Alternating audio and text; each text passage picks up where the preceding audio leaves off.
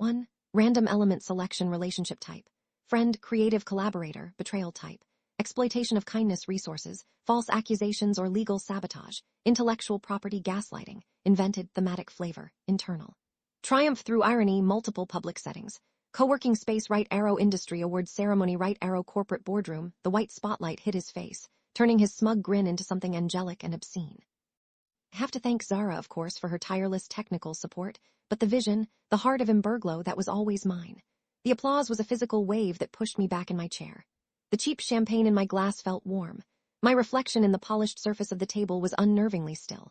I just smiled back and raised my glass.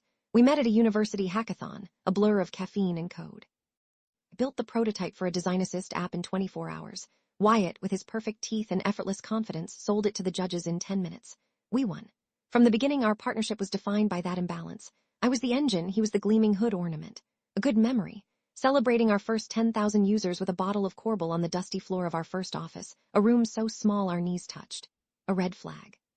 First time TechCrunch wrote about us, he sent them a photo of just himself. An oversight, he'd said, his hand on my shoulder. We need a proper headshot of you. Z, we never got one. Our golden period felt like a montage set to an indie pop song. We moved from the cramped office to a sprawling co-working space in a converted warehouse, all exposed brick and free kombucha. I spent 80-hour weeks refining the Imberglo algorithm, making its predictive design suggestions feel less like a tool and more like a muse. Wyatt spent his time on panels, at lunches, and in podcast interviews, building the myth.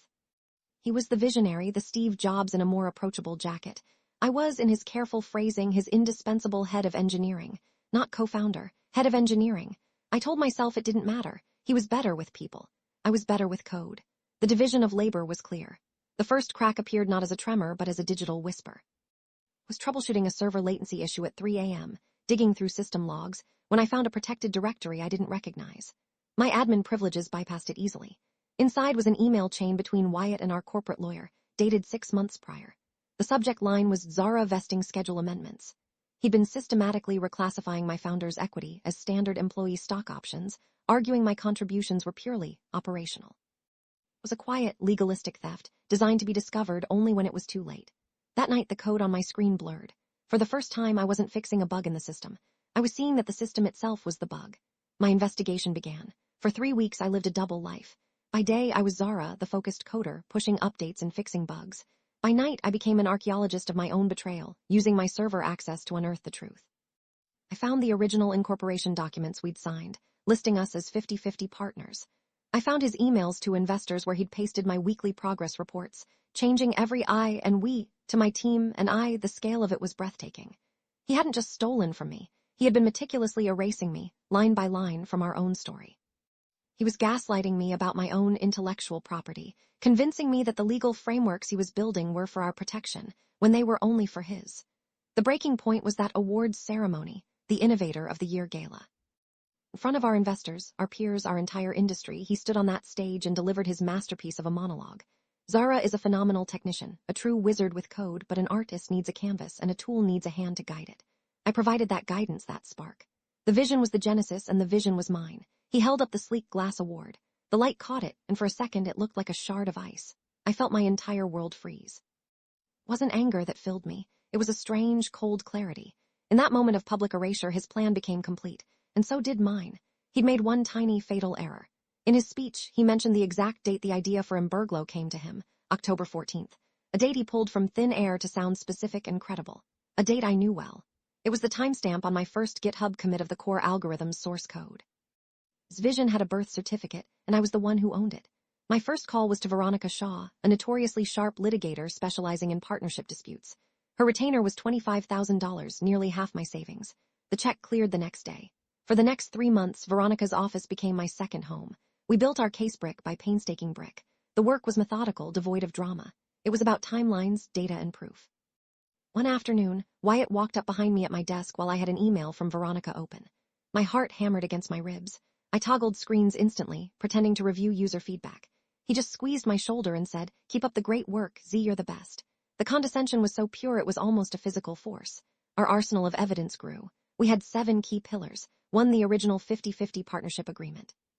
2, the time-stamped GitHub repository, proving my creation of the core product predated his claimed vision.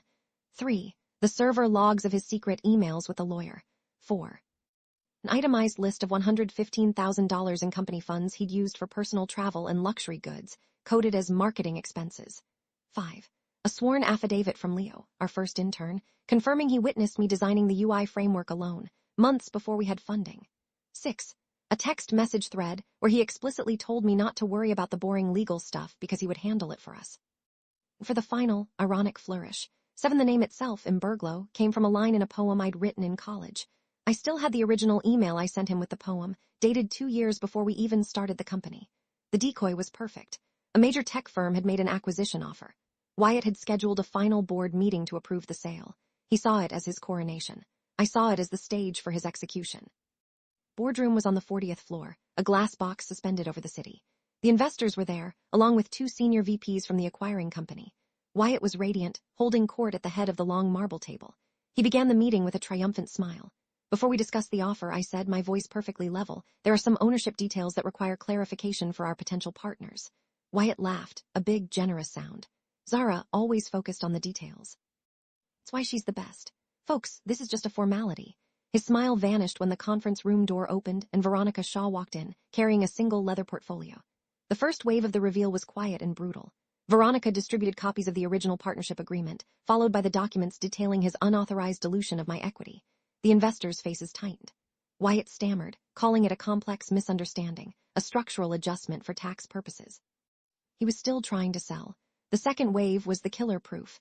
Veronica connected her laptop to the main screen. A GitHub page filled the 80-inch display, the commit from October 14th glowing in crisp, undeniable text. Then she switched to the old email with my poem. The line was right there. A final fading Imberglo. The room was utterly silent. Wyatt just stared at the screen, his face ashen. This is a distortion, he whispered, a complete misrepresentation. The data speaks for itself, Wyatt. The 24 hours that followed were a storm of muted chaos. The acquisition was indefinitely suspended. Board launched an emergency internal audit. I ignored 47 calls from Wyatt and a dozen more from mutual acquaintances. The follow-up was swift and legal. Faced with irrefutable evidence of fraud and breach of fiduciary duty, Wyatt was forced to resign. A settlement required him to return his unvested shares and repay the $115,000 in misappropriated funds. He was bought out for a fraction of what he'd stolen. I saw him 6 months later across the street from my new apartment. He was going into a nondescript office building, his expensive suit now looking hollowed out, worn by a man who had shrunk. As interim CEO, I renegotiated the acquisition, securing a better deal for the company and the team. I didn't keep the title. I'm now the chief product officer at the parent company, back to doing the work I love, surrounded by a team that respects the work, not the myth. My new apartment has a view of the skyline. It's quiet here. Last week, a journalist from a tech publication asked me about my vision for the product's future.